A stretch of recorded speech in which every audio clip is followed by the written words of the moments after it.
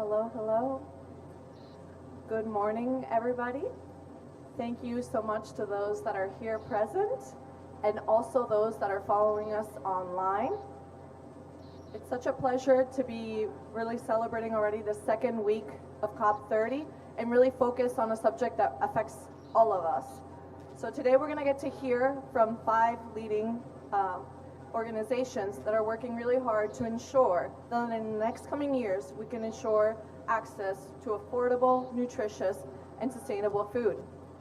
So today our speakers are going to be sharing about how they're collaborating, how they're innovating, and how they're aligning public and private ambition to make sure we really are reaching tangible results when it comes to reducing emissions, protecting nature, and also shaping a more resilient and equitable food system. So I will be the moderator for today. My name is Camila Cauer, and I come from Foretica, which is a Spanish sustainability business association. And we work with over 200 companies. They can be global, but they're all have activities in Spain and are really committed to ensuring that they have a positive impact environmentally and also socially.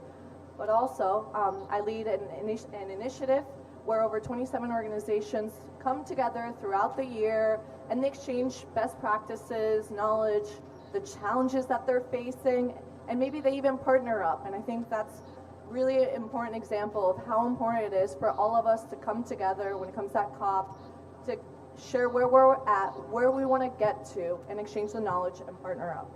So today, it's a pleasure to present. We have right now 4 speakers. I think we will have a 5th one soon too. But it's a pleasure to present Victoria Crawford. She is the Director of Agriculture and Food and also part of the extended leadership group at the World Business Council for Sustainable Development. We also have Nathalie Alquier. She is the Chief Sustainability Officer at Danone. We also have Dara Karakolis. She is the Climate Engagement Manager at the World Benchmarking Alliance. And we also have the pleasure to have Gonzalo Munoz with us. He is the co-founder of Ambition Loop and also a UN climate change high-level champion from the COP25. Thank you so much to the 4 of you for being here with us. Very excited for this session. So, yeah. So I'm going to start with Victoria. Foretica really follows a lot of the work that you guys do. We represent a lot of the work you do on a national level. But specifically when it comes to food, a couple of years ago, you guys rolled out a roadmap for us, which is called the Vision 2050, which really works hard to ensure that we work hard to transform 9 pathways, one of them being food.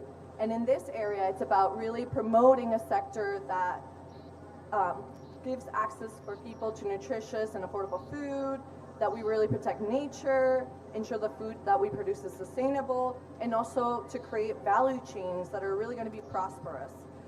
And also working hard in terms of human rights, preventing human rights abuses. So on this level, I'm so excited to have you here with us. And in terms of what is going on in the world today, where some areas are really pushing hard for sustainable initiatives, and then also on the polar opposite, I think there's a lot of a drawback in terms of sustainability. I would love for you to share with us, to get started strong, what do you think is really driving the business case for investing in sustainable agriculture and food systems today? Yeah, great.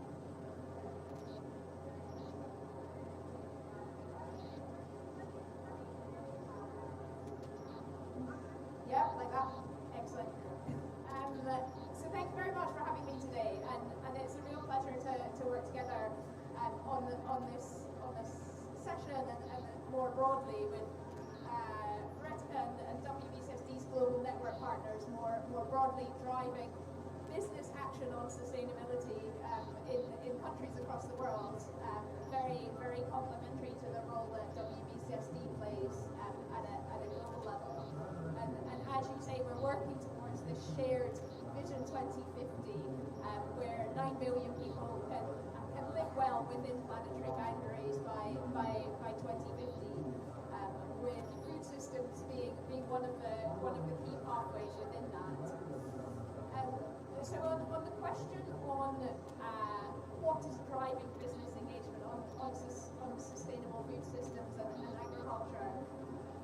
two broad points I want to make. The first is around building resilience.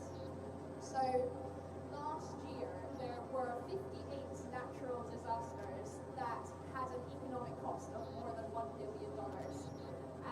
And that's in terms of floods, droughts, other environmental issues that are really appear as like big physical risks for companies' supply chains. Another stat that I heard was that insurance premiums for companies are going up something between 5 and 7% annually. Really, again, like recognizing that physical risks caused by climate change, biodiversity loss are real economic issues.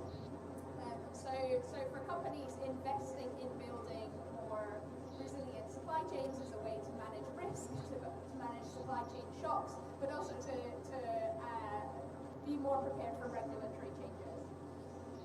I think fundamentally what we're seeing is that the cost of inaction is becoming greater than the investment needs to scale resilience. Another piece of analysis shows that for every dollar invested in resilience, saves something between $2 and $19 in terms of saved costs later.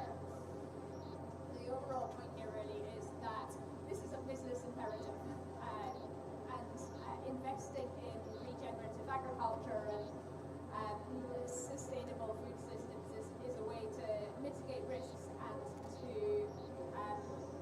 to protect the future of businesses over the long run. And then the second point I wanted to make is around the return of investment of transitioning to regenerative agriculture.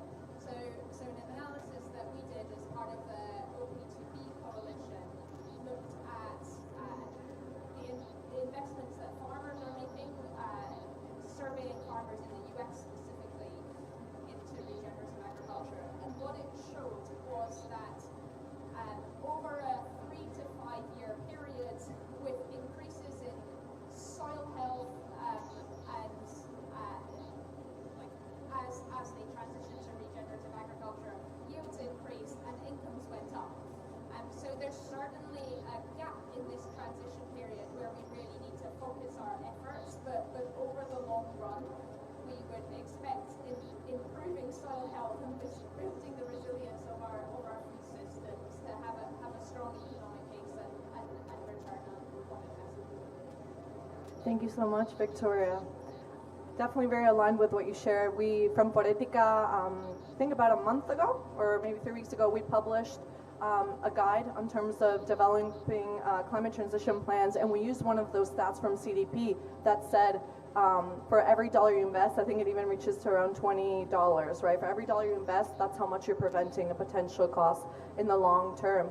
And I think even in the World Muslim Council has its benchmarks, where it kind of shows what the pace is for companies preparing in terms of climate change. And I think it was showing how many executives say that it is more costly for them to not take action than to do it. So thank you so much for sharing. And now we're going to get to hear from a company from Danone that we already know has a global impact, and it really provides something so important for all of us, but that also understands it has the responsibility to decarbonize. Now, to be able to decarbonize, we know it's a bit of a challenge going beyond just scope 1, scope 2, but scope 3 is a lot more challenging, right?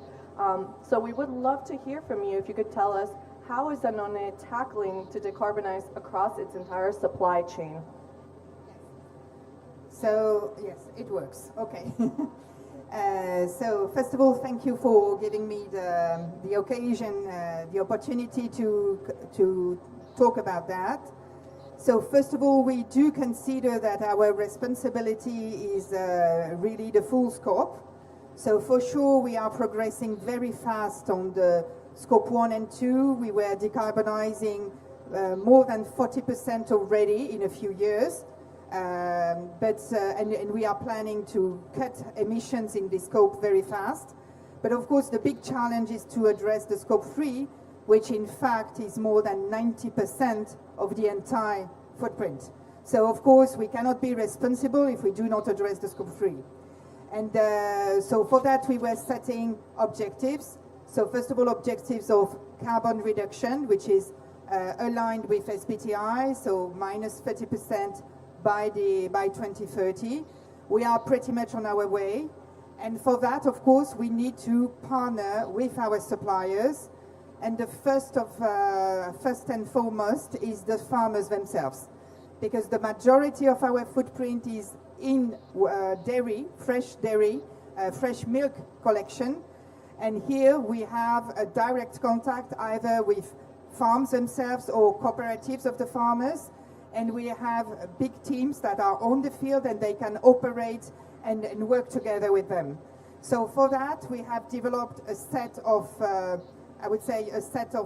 best practices, and we support heavily the regenerative agriculture. We were committed to have 1/3 of our key ingredients, and especially milk, coming from RegAg. And by the way, we are ahead of that. So we are going to improve a bit our commitment on that. So RegAg, we know regenerative agriculture is among the practices that indeed is decarbonizing absolutely the case. But of course, there are quite a number of actions.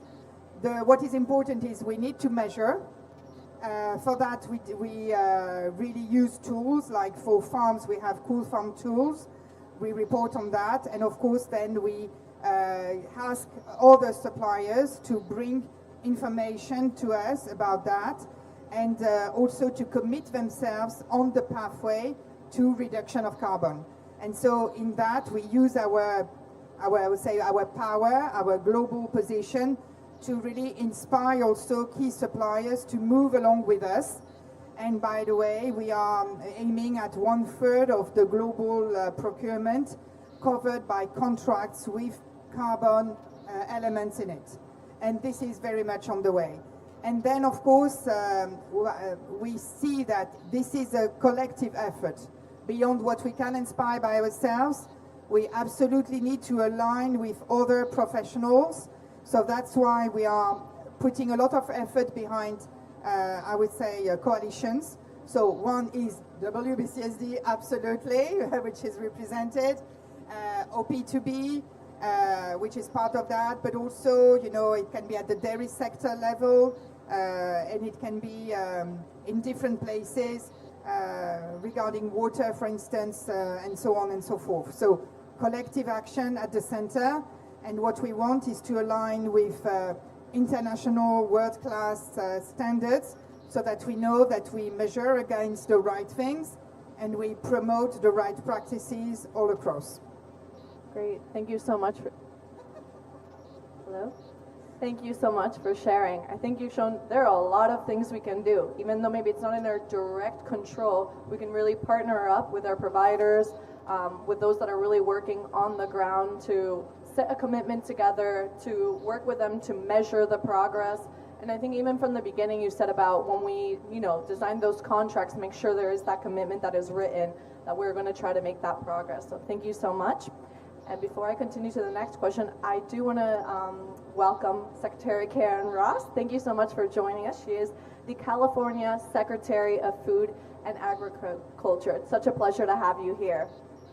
So I am going to go now to address the World Benchmarking Alliance.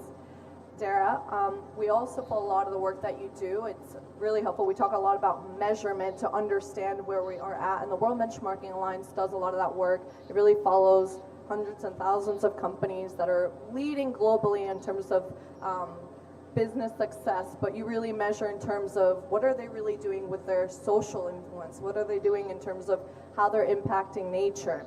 So in terms of food, I believe you guys also have a benchmark. So I would love to hear from your latest assessment, where are companies currently falling short in the food system transition? And maybe if you could also walk us through the key gaps that you're seeing, I think around regen agriculture, food loss and waste, protein diversification, and more.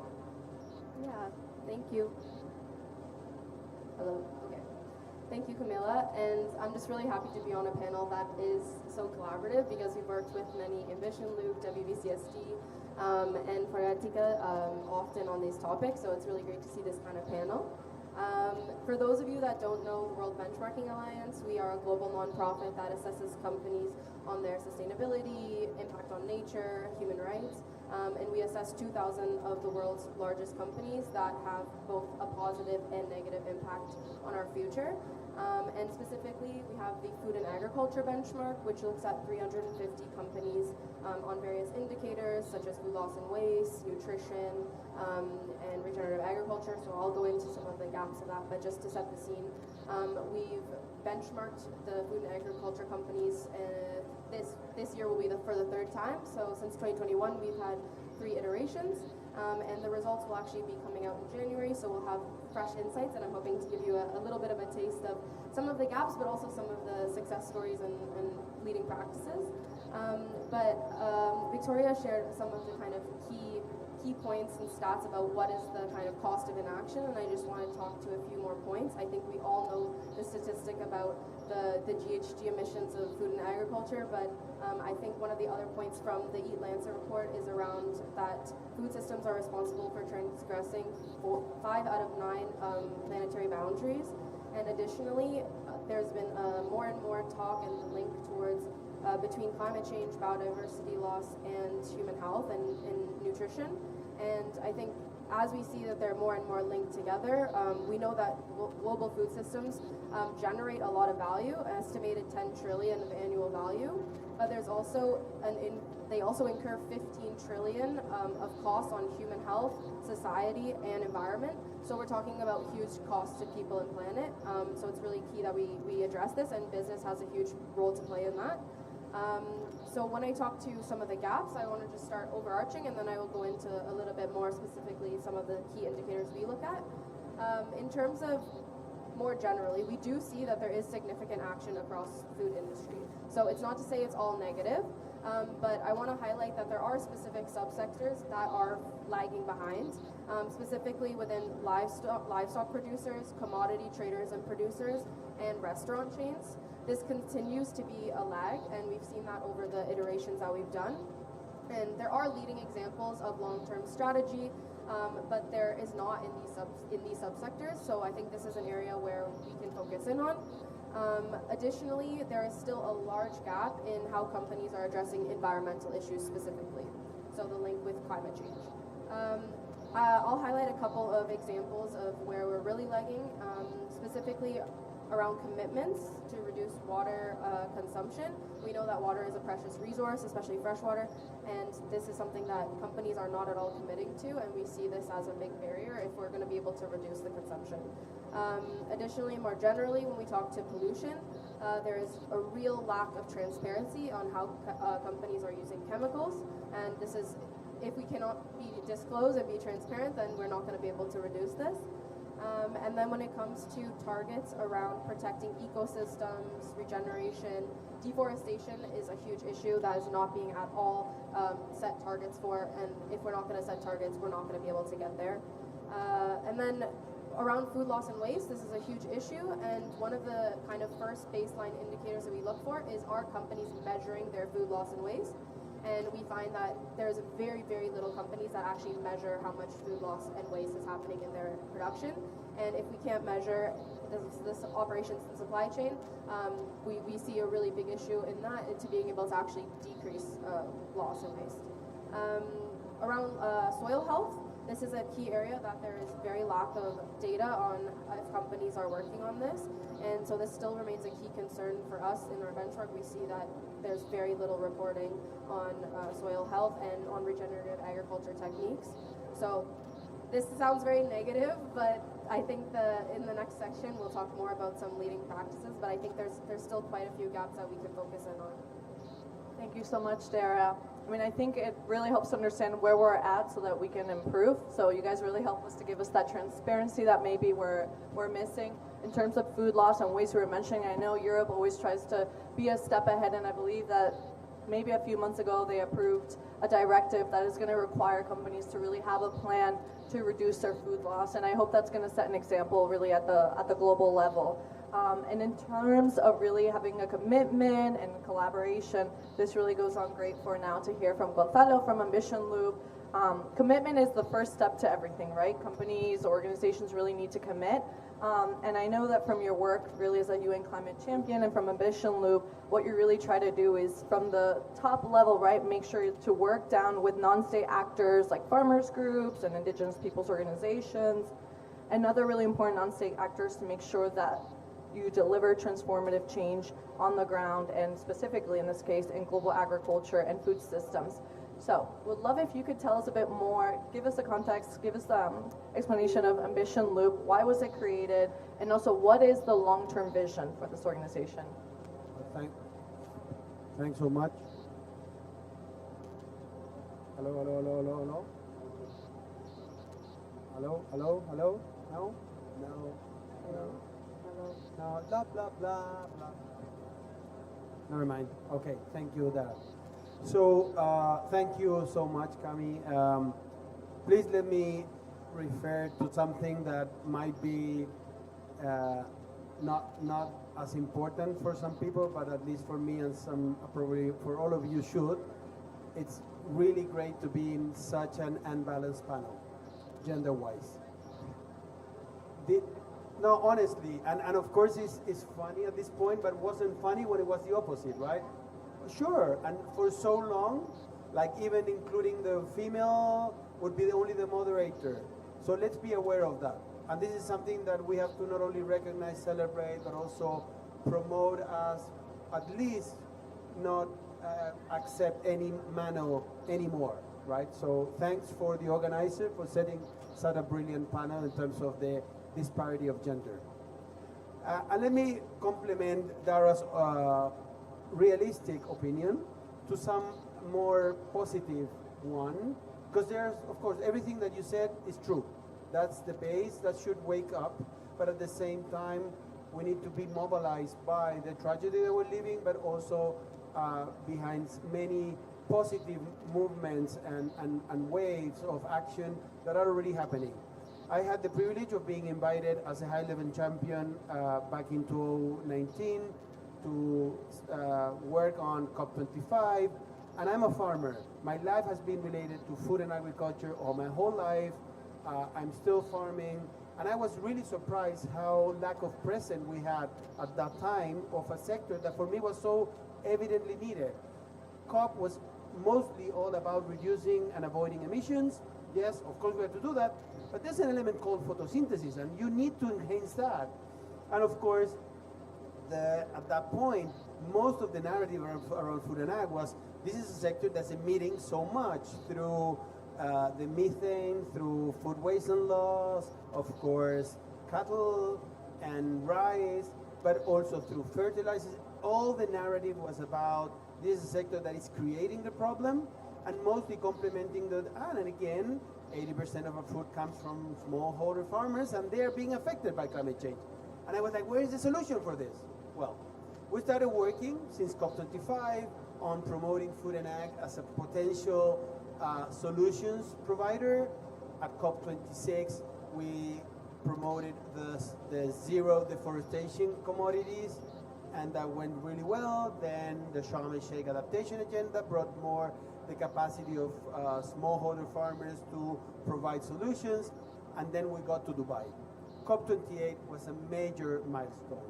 In that COP, I was also privileged on receiving the mandate to chair the trajectory and then bring the capacity of non-state actors to provide complement to the Emirates Declaration.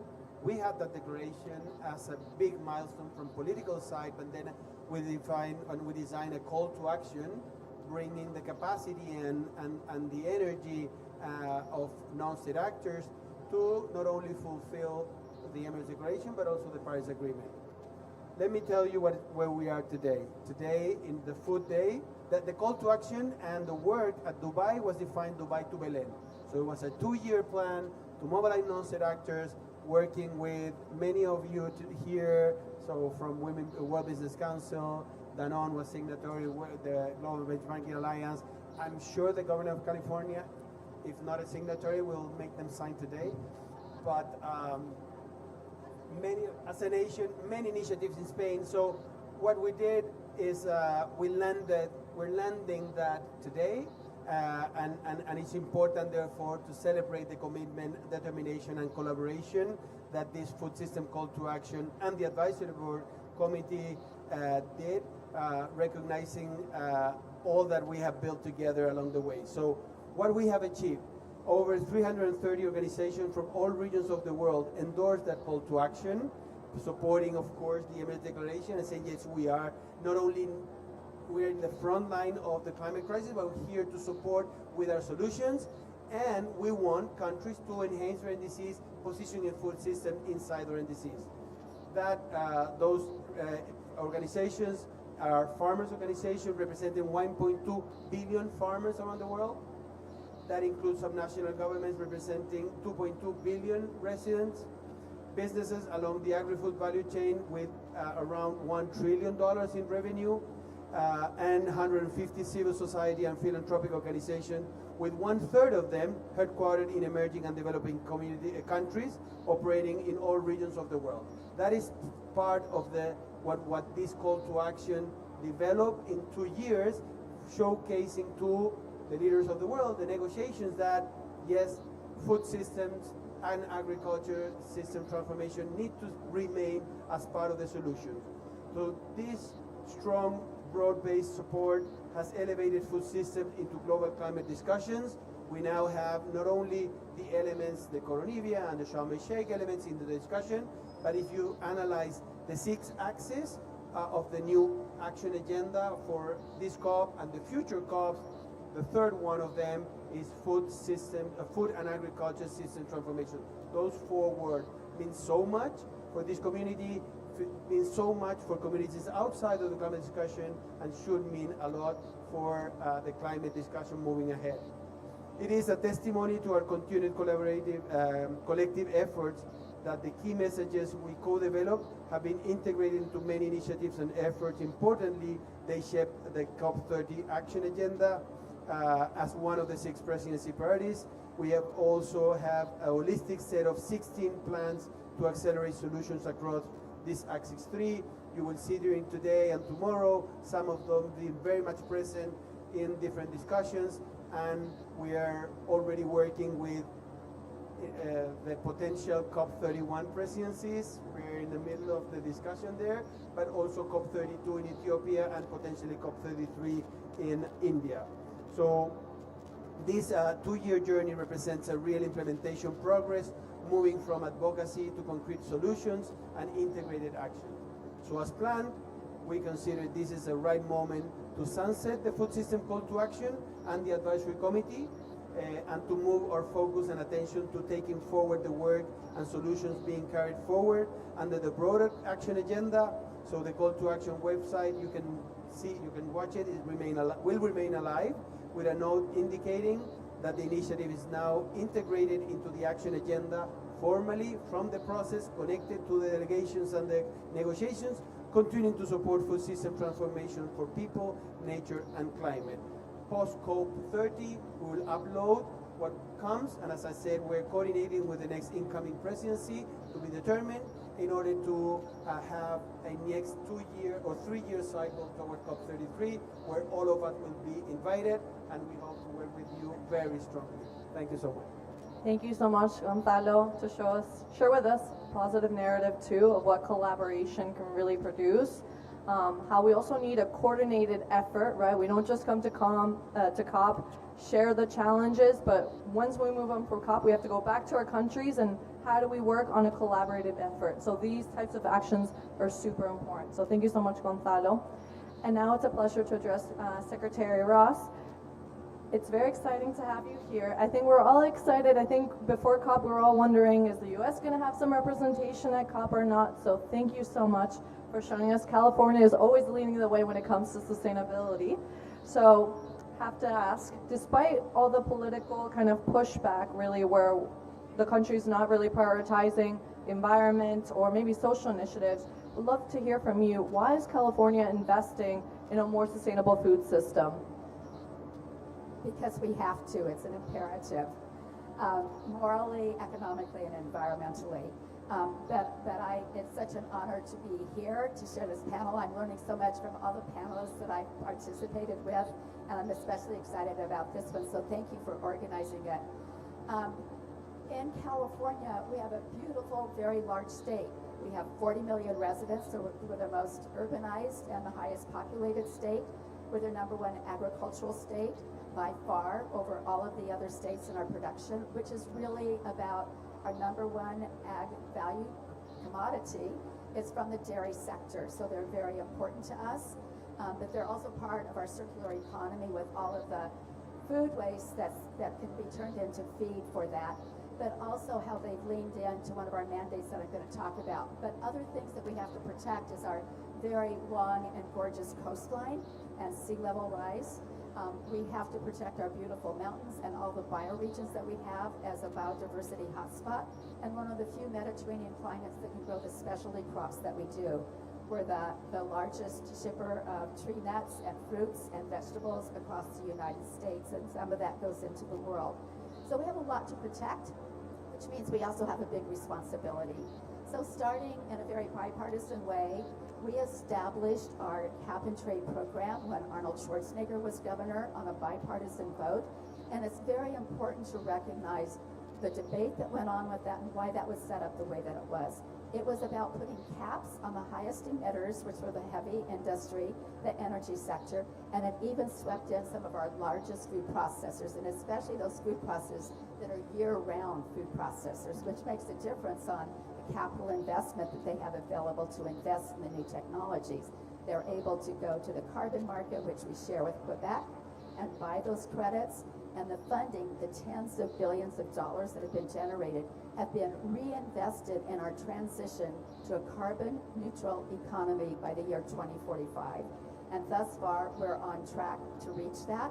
We're surpassed our goals of being 100% renewable electricity by the year 2045 already. And we have a very significant mandate that few others have in statute, which is to reduce livestock methane emissions by 40% below 2013 levels by 2030, which is just around the corner. So I want to talk specifically about that one because methane is so critical. That methane law also mandates reduction of methane from landfills, which is where we capture our goal of 75% of food waste and organic waste out of landfills into compost and other useful products, which is very important, and the black carbon that comes from refrigerants and trucking industries in particular. Our dairy farmers worked with us to make this the most practical application possible with a great deal of fear and intrepidation because they knew there would be cost to a very volatile, seasonal type of market.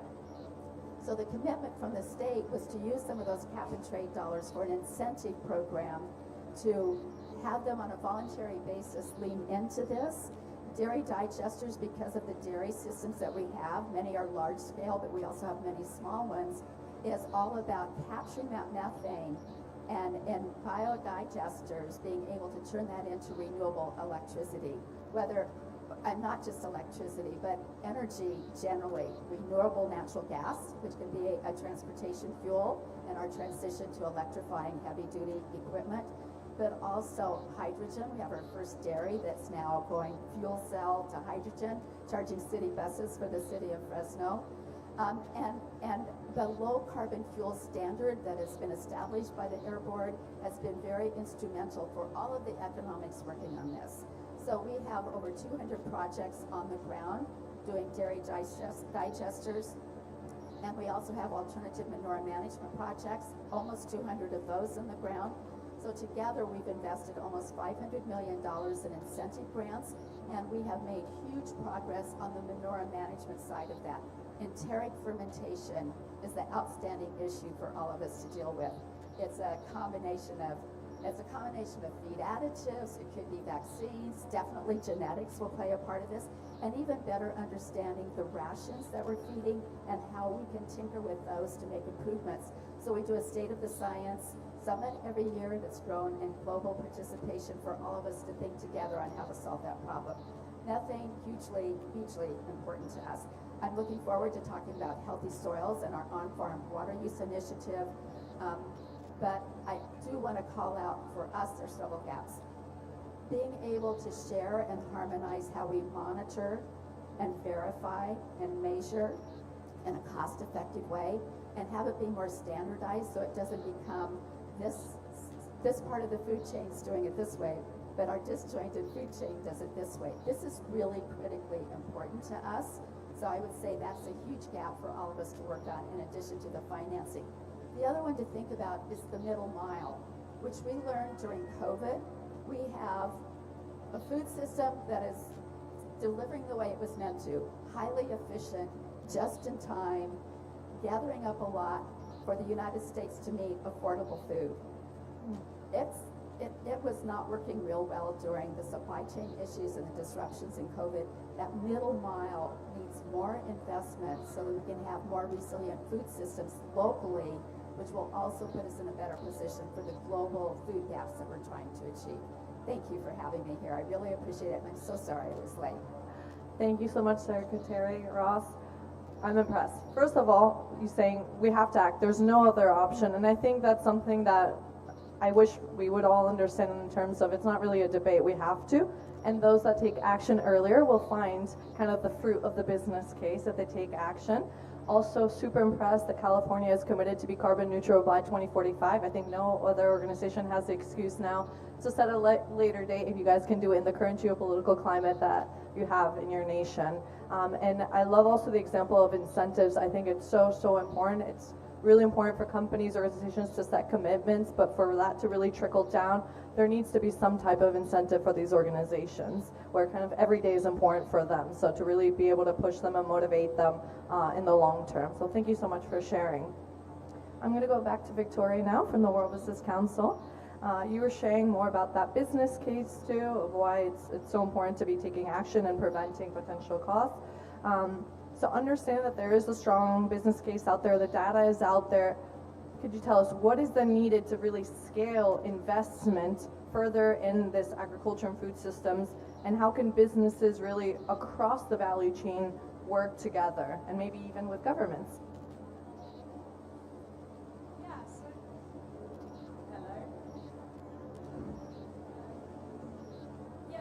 So we're definitely seeing action from business across multiple geographies across the world, but also a big need, as you're saying, to scale up investments and really get efforts to stand up to the level of the challenge that we're facing. Just a couple of kind of framing pieces. One is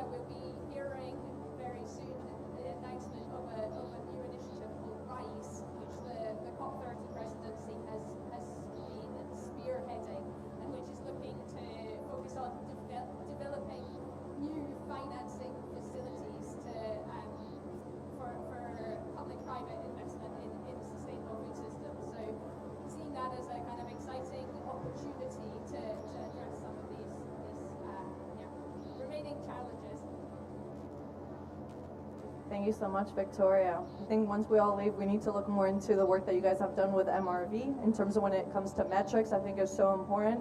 Also in terms of the program Raíz, I think is one of kind of the results also from this COP, so it'll be interesting to check out. And thank you so much for sharing also about in terms of incentives along the whole value chain and the collaboration. Now I'd like to address Danone as well. You were sharing with us about how you're working really with the whole value chain to ensure that they're committed and they have the right tools to be able to advance so that you can meet your goals with decarbonization. But now I'd like to hear some of those specific examples of how are you really working on the ground, and also what are some of the lessons learned that you have learned along the way? So I would like to share, because we are in the Spanish pavilion, I will share more the Spanish case. On top of that, we have a fantastic Brazilian case which we call Flora, and we are showcasing that in different panels. But here I will focus more on the Spanish case. So two ways to, I would say, put some progress on the map. So first of all, the Parro and Carbone report, which is, here I'm just the voice of the Spanish team who was doing that locally. So this is the combination of a collection of the best practices in dairy industry. So how to lower your carbon in the dairy industry, specifically in the context of Spain. So quite a number of good practices, and this can serve as a referential for everybody. And of course as also an inspiration for policymakers, because this is a way to go, and then to see how to maybe shape and facilitate the path. So this is one very nice example of collaboration because it's open source. Another one is on the ground. So it's true that in Spain we are the leader in dairy, but we also have a very good plant-based alternative with the name of Alpro, the brand Alpro.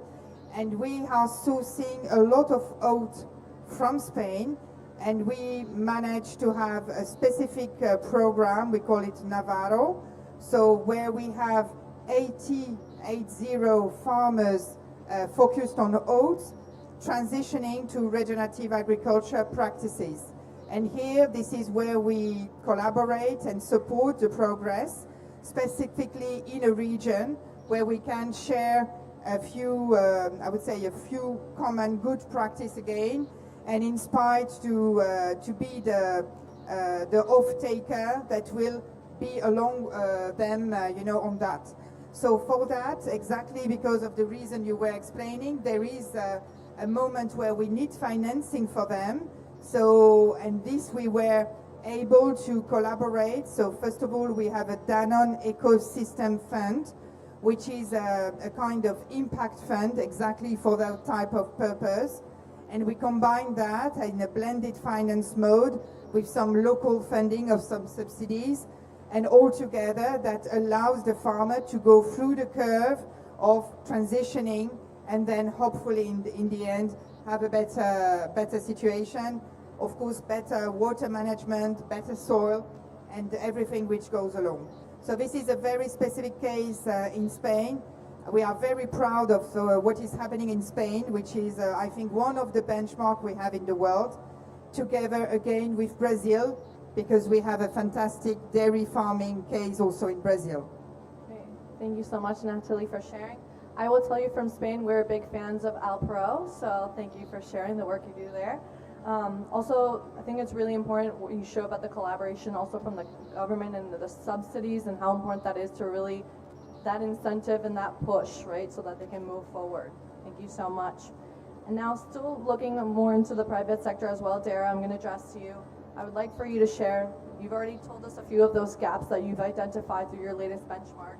If you can now share with us, then what do the companies need to do? What are those important steps companies need to do to close that gap?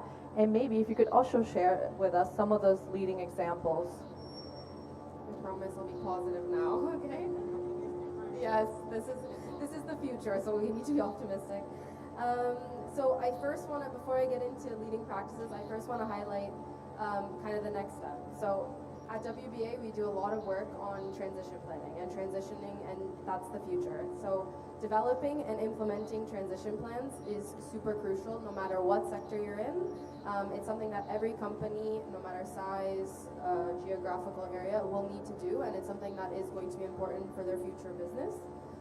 So when we talk about credible transition plans, we talk about those that are robust. They have a pathway that is either sectoral, regional, or global, and it also has and is backed by finance and investment to support the pathway. If we have a pathway but we don't have the finance to back it, it's not a credible pathway, and the targets will not be valid. And additionally, it has to consider the external dependencies and factors that could impact either positively or negatively with achieving that transition.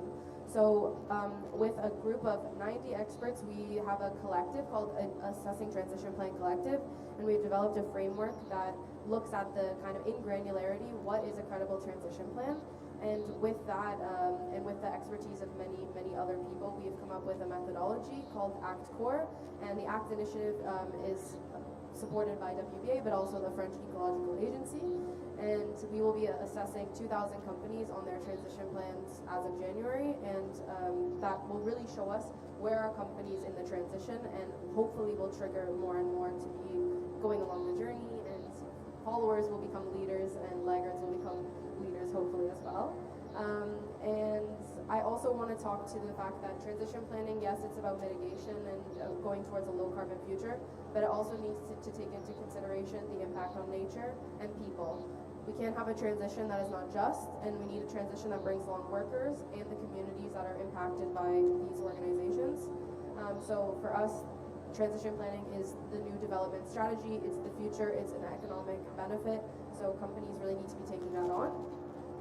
And then I just want to highlight, when we talked about some of the gaps, some areas where companies are doing well and some best practices. Unilever is a company that performs well on our benchmark and has for the last couple of years, and they are committed to eliminating deforestation in their supply chain and also restoring and protecting ecosystems by 2030.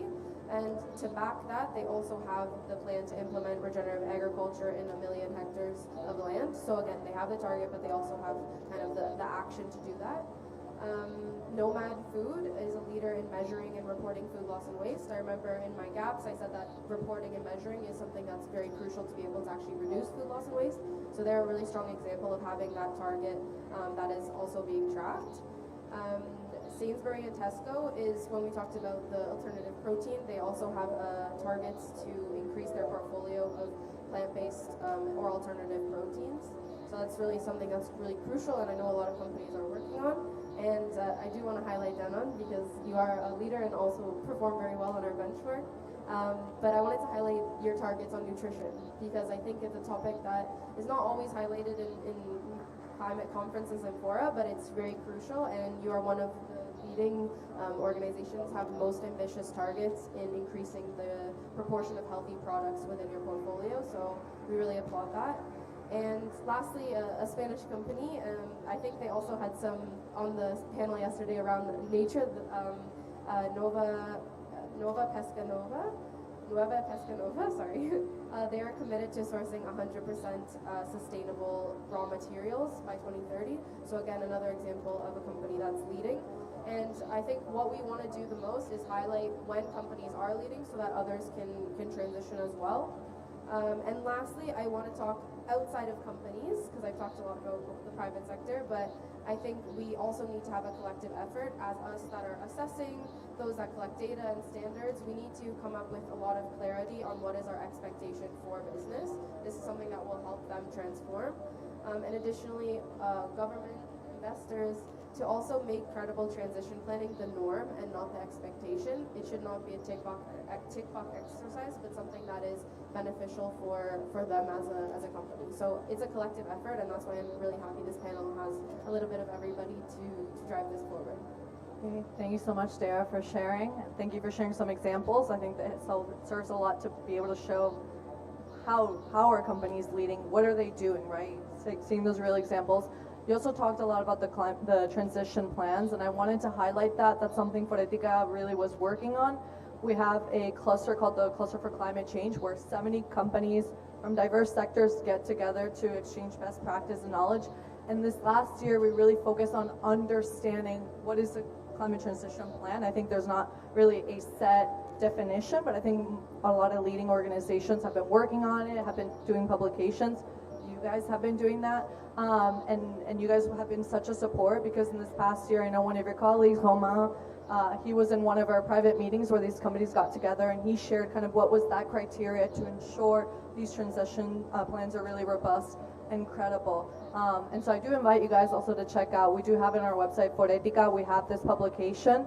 I will say it is in Spanish, but we now have artificial intelligence to translate, and I think it's a really great guide to be able to apply. And it also has those components, not just in terms of decarbonization, but also that social component and also nature. So making sure it's a holistic plan. So thank you, Dara.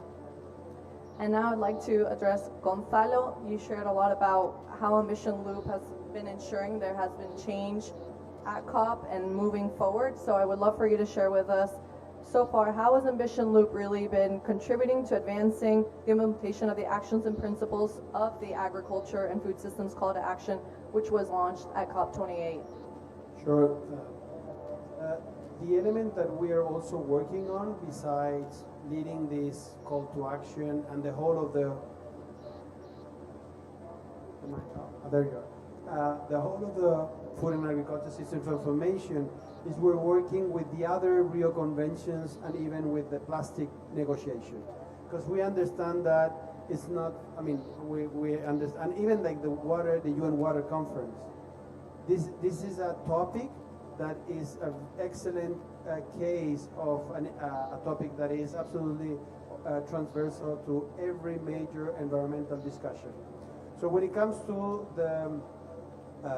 the three Rio conventions, climate, biodiversity, and desertification, we, as Ambition Loop, we developed last year in Dubai, and in Riyadh, for COP16, the action agenda. And that meant that in a convention where you had, of course, a very vibrant community of stakeholders, there were no particular elements embedded in the process for them to propose capacity of implementing the goals of the convention. We designed and are still leading the Riyadh Action Agenda with one element that we're really proud of. We designed it using all the elements of the Action Agenda on climate. So there was kind of nothing new. We just linked one to the other. So, we need to talk about water. What is happening in water on the climate convention? Who are the people and organizations working on that? Just let's embed that, the narrative, the topics, the KPI, the metric, everything, in order not to duplicate, but just to enhance the work. We did the same thing, of course, with land and soil. We did the same thing with farmers, indigenous communities, you name it, science. So the Riyadh Action Agenda is set in place. We had celebrated the last days all the progress that I had in this COP. So the first time the two COPs collaborating into just one specific goal, that is avoiding land degradation, enhancing land restoration. When it comes to land that is being degraded, amongst the 1.5 billion hectares that are being degraded, 250 million of those comes from agriculture. And at the same time, the restoration provides a huge opportunity for food production. So we need to shift the paradigm and say we not only have to stop it, but also use those lands that are being degraded to enhance our capacity of producing land, food and other agricultural products. The water and drought resilience, absolutely connected to the problem that we're confronting. I'm a dry farmer. We operate in a region that is being affected severely by the drought, and all that capacity that we can provide in terms of producing with less water is something that will definitely help the three Rio conventions. And yesterday, something very unique happened. For the first time, we had an event where the three secretaries were there, and the 5 of the host country, the presidency of Brazil, and then Colombia and Armenia, and then Saudi Arabia and Mongolia, were there signing a common document to put together the action agendas. that secretariat has been hosted by Ambition Law. So we are not only proposing how to advance on Food and Ag, we understand that we need to do it in a way that is complementing the other conventions, but in a way that also fulfills the political mandates and the party-driven process of the Three Rio Convention. So one of our, let's say, magic ingredients is that we bring the energy, the capacity of non-state actors, but in a way that is allowing the process to progress, integrating the results of the Three Rio Conventions, and as I said, also with the UN Water Conference, also with the plastic INC process, also with the mangrove agenda, so integrating the different elements of the UN for making easier for companies, subnational governments to fulfill in a much more efficient way and not being duplicating every day for different trajectories. Thank you, Gonzalo. I think that's what we all want to hear. I think it's music to our ears in the sense of like making sure that when we have these actions and when we have campaigns, they're all aligned, they all complement each other. We're not always having to invent new things, right? But we can also use already the resources that we have, the momentum that we've created. The experts are out there, so might as well also making sure that they're being integrated in the conversations to make sure that we're all aligned and going the same place. And I think for companies too, especially for conventions like this, for the COP, for them it's important to understand what steps do I need to take in making sure they're not having to comply with many different actions. So thank you for sharing. And now I'd like to address Secretary Ross. You were sharing also about, what California is doing, and I think you already shared with us many impressive initiatives, but I wanted to give you also, if you wanted to share with us a couple of key initiatives really that you'd like to focus on. Only a couple. Darn. I know we're running out of time. Well, I really do want to talk. I've already talked about methane, so I'm going to set that aside. I'm going to talk about our nature-based solutions and what we have put into our scoping plan as the targets to achieve by 2045. And for agriculture, that means transitioning soil and land management so that we have 3.1 million acres under healthy soils and or transition to organic by the year 2045. Why did we choose soils? One, because it's achievable in agriculture and there's so many multi-benefits from doing that. Our science panel, we asked them to take a look at biodiversity below ground. I was inspired by the UN report of below ground biodiversity and the understanding that 30% of the world's biodiversity is literally beneath our feet. It's an amazing microorganism ecosystem, but we don't even know completely how it works together, how it talks together, exactly precisely how to feed it better so it feeds us better. So healthy soils is very important for us for that kind of resiliency. We know not only will it aid in long-term productivity, it increases water holding capacity, which is critically important to a state like ours, and it improves nutrient cycling and it prevents runoff. So for those multiple other environmental and potential pollution issues, that's very important to us. We know that with healthy soils, using compost or other bio-based products as a replacement to synthetic fertilizer is one step further down the chain of reducing NOx emissions. And we also know that we get very fast results from that compared to others.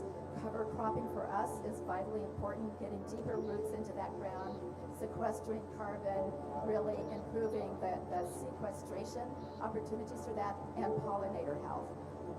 One of our most popular incentives is planting hedgerows because farmers love to see the critters back on the land, and it's also important for pollinators. So for us, healthy soils was like a no-brainer to be able to incentivize and measure and encourage, and our program is oversubscribed by 400%. We've been able to invest about $160 million in that. The practices are on 2,300 different farm projects, covering the equivalent of 74,000 hectares. What's significant to note is what we've been able to invest thus far, and to reach our target by 2045 would mean about an investment in US dollars of $60 million a year to continue to incentivize. It's important that we target our smallest, historically underserved BIPOC farmers. The vast majority of our farms are small, and they're struggling to make a living, let alone be a part of a healthy local economy. So we've really targeted with technical assistance in a significant way, $40 million, so that we have partners that are seamlessly providing assistance so every farmer knows what the practices would be, as well as the assistance to apply for any grant to help them de-risk their transition to those practices. Our on-farm water use efficiency one is also vitally important because water is fundamental to our ability to continue to feed ourselves. We're in the midst, 10 years into a 20-year project to bring our underground aquifers into balance. We've been over pumping those aquifers, and yet they are a bank account for the future to get through future droughts. So investing in precise on-farm irrigation also reduces energy use, which reduces emissions, and the more precision that we bring to irrigation, the less nitrate issues we have and runoff issues that we have. That program is also oversubscribed. We're not only able to reduce emissions by about 1.6 million metric equivalent CO2 emissions, but we're also improving the whole practice of the nutrient cycling. So both of those programs we're measuring, both of them are oversubscribed, but they also are proving a business case, which is part of what we're trying to do so that the farmers that would never apply for a grant will also adopt those practices if they haven't already. And the technical assistance is creating the infrastructure intellectually to make sure we're reaching all corners and all languages of our farming community. Two other programs I just want to mention because I think they're inspiring. Replacing older, dirty, burning engines on-farm equipment is making a huge improvement in air quality. So we're reducing emissions, and we're really addressing the pollution problem. We're phased out open field burning, which has been a 25-year struggle.